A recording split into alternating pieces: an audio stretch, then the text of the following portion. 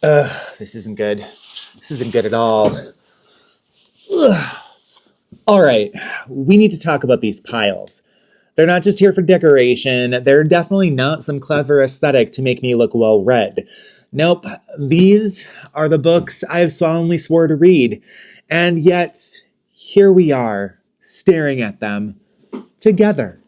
Every January, I dive into my TBR with the optimism of someone who thinks 12 months is plenty of time to tackle a mountain of unread books. And every March, I'm already chasing shiny new releases, or, let's be honest, rereading something comforting instead of tackling the stack. But this year, 2025, it's going to be different, or so I tell myself at least. I've picked 12 books, one for each month of the year. It's a simple idea, structure, some accountability, and maybe fewer judgmental stares from the bookshelves. But stakes are fairly high.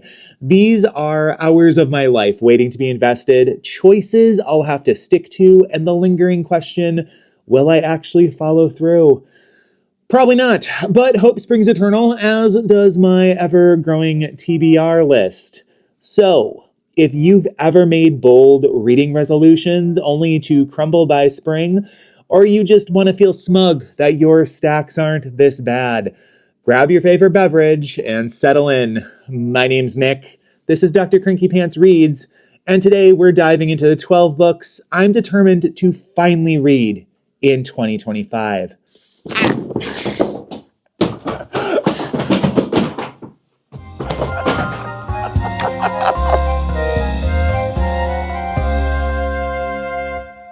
Don't worry, no books were harmed.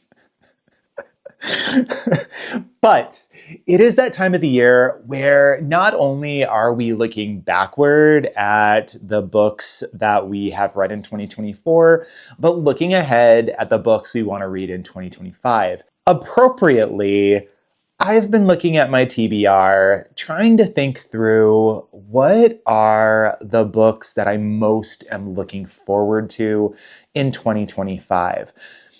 It's a lofty goal to say, oh, I'm going to read everything in my TBR this year. I have a really good track record with the books I buy and I keep on my shelves, but there's an ebb and flow to it.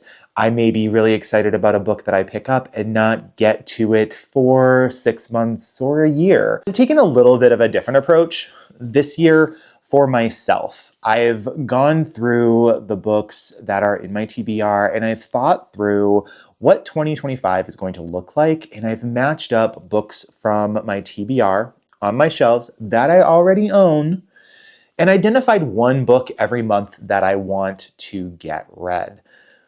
In this video, I'm going to show you the 12 books that I am really excited to read in 2025 and talk a little bit about why I'm so excited by them. 12 months, 12 books.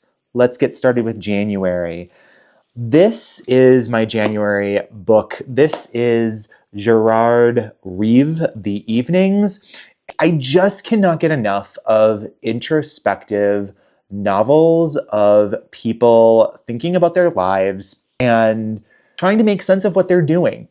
When I was traveling this summer, I was trying to collect books that reflected the cities that I was in. This is one of those quintessential Amsterdam books that everyone talks about. And I decided to give it a go because not only was it a character taking a walk, thinking about his life in Amsterdam, but also had really, really great reviews when I talked to booksellers in Amsterdam. I'm excited to dig into this book, and it feels like it is going to do exactly what I need it to do. My February pick is also from that same trip. Quite a few of these are actually from that same trip. This is Mary Gaitskill's Two Girls, Fat and Thin. I picked this one up at Shakespeare and Company when I was in Paris and asked the bookseller what their current favorite novel was. And a couple of things appealed to me. One, I love a good story about female friendships because they're just so fascinating to me. There can be this real richness to it that I find really interesting. The fact that it takes place in New York also makes me really, really happy. But yes, please, I'll take that. So I'm excited to dig into this. And Mary Gaitskill is an author that I've wanted to read for a while, and this will be my first foray. So let's move into March. For March, I've got Edmund White's A Boy's Own Story. This was an Oxfam find in London, and I've always wanted to read it. I've not read as much Edmund White. I think I've read maybe one or two of his novels and really want to read more of them. When I talk with people, particularly around Hollinghurst, who I've read a lot of times what I hear from them is, oh, Hollinghurst is okay, but have you read Edmund White? He is much more approachable. I'm hoping that I get the best of what I like about Hollinghurst, but without the unnecessary hoity-toityness that sometimes happens. It's a little bit of a shorter book because March is when I'm going to have quite a few projects at work going on. Moving into April, I have really fallen in love with Hans Fallada. I read Alone in Berlin this summer. It was one of my absolute favorite books of the year. I was kind of obsessed with it, actually. And this is one of his other really well-known books that takes place inside of Germany as Hitler is coming into power and what that moment in time looked like for the German citizenry. I'm really excited to visit this earlier work and see how it compares and contrasts with the stuff that he was doing later. I've enjoyed everything else that I've read by him, and it's just a really fascinating time in history. Now we're getting into May. Life becomes a little bit more free. It becomes a little less intense because classes will be done. I don't teach again until about July 4th. So I have a little bit more breathing room. There's projects I need to get done this summer, but I'm going to have some space to tackle some thick boys. I have not read The Amazing Adventures of Kavalier and Clay by Michael Chabon yet, and I'm really excited to. There's so many things that I love about the premise of this book, like the notion of the superheroes and the comic books. I was a huge comic book reader when I was a kid. And so I've heard that he brings his own love for comic books into this. It's going to be a good May. For June, if you've seen my Shelfie Secret shorts, I talk about books that are on my bookshelves that have some secrets to them. This is my Cheever biography. I have attempted to read this quite a few times. This is going to be the year. This is going to be the year. In June, this is going to be the book that I'm going to work my way through and finish it once and for all. It's not that I get to page 400 and think, oh my gosh, why am I reading this book? I find it fascinating. I always have something else come along and need to switch gears. So this year, Cheever, John Cheever, I'm going to get through you because I just need to. I need to put this book to rest because I really do like it. I just can't seem to get myself through the rest of it. I just need to buckle down and call it a day. Get it done. Get it done, Nick. Let's move. Let's move, shall we? So July, I start teaching, and so my books have to be a little bit lighter. They need to be a little more accessible. I have Foxglove Summer, Ben Aronovich. This is the Rivers of London series that I really enjoy. I really like the character of Peter Grant. I like the mythology of the Rivers of London. I just don't always think to pick up the Rivers of London books. I tend to take some gaps in between reading installments. I think I have the next 3 in the series. If everything goes to plan, in July, I will be reading Rivers of London's books, starting with Foxglove Summer, then hopefully just continue on from there. August is wrapping up of teaching in the summer, and then getting ready for the fall. I want to read A Ladder to the Sky. This is John Boyne. I've heard really good things about this book and have enjoyed John Boyne overall. The Absolutionist was a good read, and I've heard good things about this one as well. It is a little bit thicker of a book. If this is like the one big fiction book I can get through in August as I'm preparing for classes and wrapping classes up, I'll be really, really happy. Then we'll get into September. And September, I'm going to want some comfort, and Kate Atkinson is who I'm reaching for. This is Human Croquet. It's the last Kate Atkinson book that I have to read from her backlog. I love Kate Atkinson. Life After Life is one of my favorite books.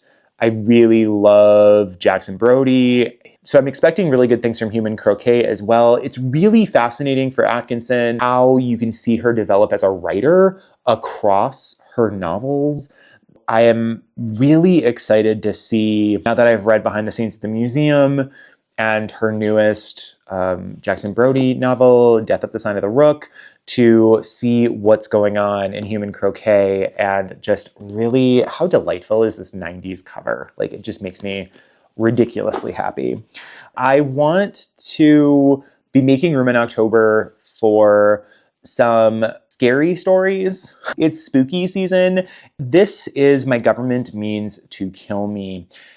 I want to read this book particularly because it is about Black lives, Black gay lives, as the HIV/AIDS crisis is coming to be.